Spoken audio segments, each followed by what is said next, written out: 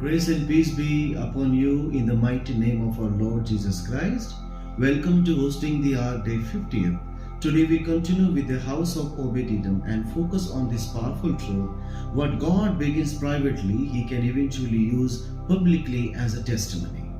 Praise the Lord. हमारे प्रभु यीशु मसीह के सामर्थ्य नाम में अनुग्रह और शांति होस्टिंग द आर्क डे 50 में आपका स्वागत है। आज हम ओबेद एदोम के घर की यात्रा को आगे बढ़ाएंगे और इस गहरे सत्य को समझेंगे। परमेश्वर जो कार्य हमारे जीवन में निजी रूप से शुरू करता है, उसे एक दिन सार्वजनिक गवाही के रूप में उपयोग कर सकता है। The ark remained in Obed-Edom's house for 3 months. During that time, God was establishing something inside the house before making it visible outside. Many times, nobody sees what God is doing in our hidden seasons. They don't see our prayers, sacrifices, tears, or obedience. But remember, hidden does not mean forgotten. The hidden place is often God's preparation room. वाचा का संदूक 3 महीने तक Obed-Edom के घर में रहा। उस समय परमेश्वर घर के बाहर कुछ दिखाई देने से पहले घर के भीतर कुछ स्थापित कर रहा था। कई बार हमारे छिपे हुए मौसम में परमेश्वर हमारे जीवन में क्या कर रहा है, ये किसी को दिखाई नहीं देता। लोग हमारे प्रार्थनाएं, आंसू, बलिदान और आज्ञाकारिता नहीं देखते।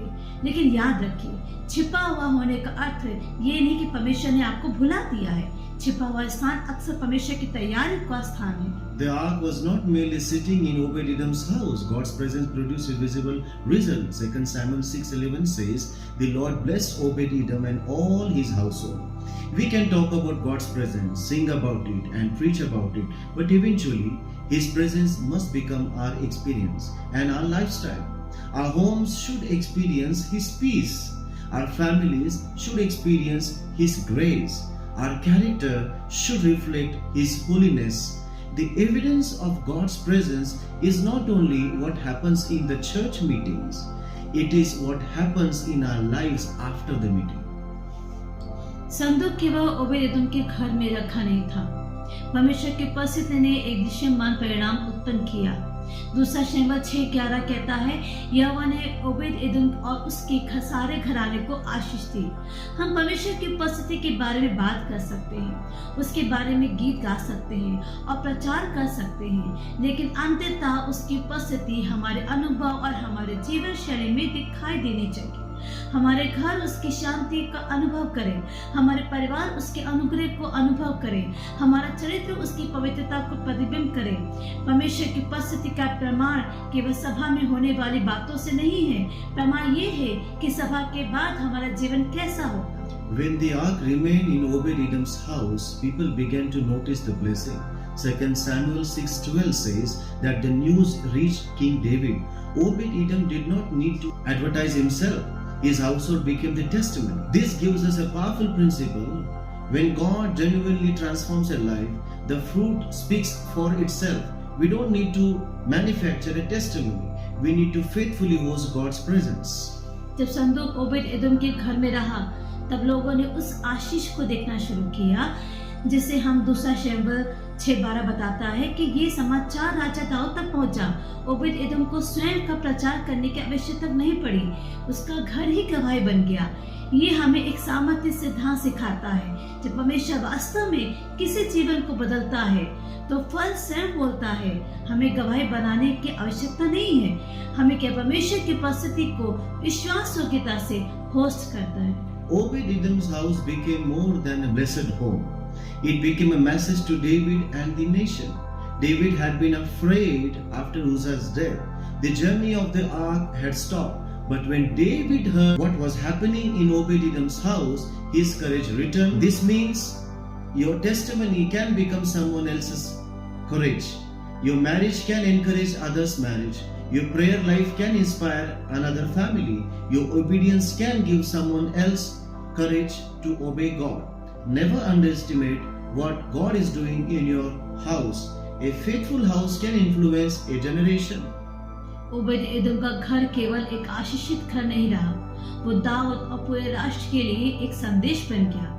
उज्जा की मृत्यु के बाद दाऊद डर गया था और संदूक की यात्रा रुक गई थी। लेकिन जब दाऊद ने ओबेदेदोम के घर में हो रही बात सुनी तो उसका साहस फिर से बढ़ा। इसका अर्थ है कि आपकी गवाही किसी और का साहस बन सकती है। आपका विवाह किसी दूसरे विवाह को प्रोत्साहित कर सकता है। आपकी प्रार्थना जीवन किसी दूसरे परिवार को प्रेरित कर सकती है। आपकी आज्ञाकारिता किसी दूसरे व्यक्ति को परमेश्वर की आज्ञा मानने के साहस दे सकती है।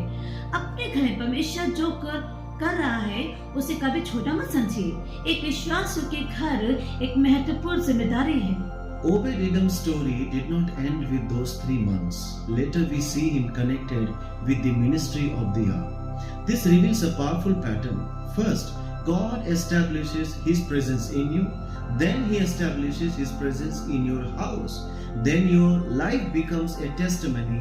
Then your testimony creates influence, and that influence becomes service. The goal is not merely to experience God's presence. The goal is to become a faithful steward of what His presence produces in us. ओबेदेदोम की कहानी उन 3 महीनों पर समाप्त नहीं हुई। बाद में हम उसे वाचा के संदूक की सेविकाई से जुड़ा हुआ देखते हैं। यह हमें एक सामर्थ्य क्रम दिखाता है। पहले परमेश्वर अपनी उपस्थिति को आप में स्थापित करता है, फिर वो आपके घर में अपनी उपस्थिति स्थापित करता है, फिर आपका जीवन गवाही बनता है, फिर आपकी गवाही प्रभाव उत्पन्न करती है और वो प्रभाव सेविका में बदल जाता है। May our homes host His presence, may our lives reveal His nature, and may our testimony advance His purpose. हमारे घर उसकी उपस्थिति को होस्ट करें, हमारा जीवन उसके स्वभाव को प्रकट करे और हमारी गवाही उसके उद्देश्य को आगे बढ़ाए। And may everything God does through us return all the glory to Him. और हमारे द्वारा परमेश्वर जो कुछ करे उसकी सारी महिमा सिर्फ उसी को मिले। In the mighty name of Jesus Christ, Amen. यीशु मसीह के नाम में आमीन।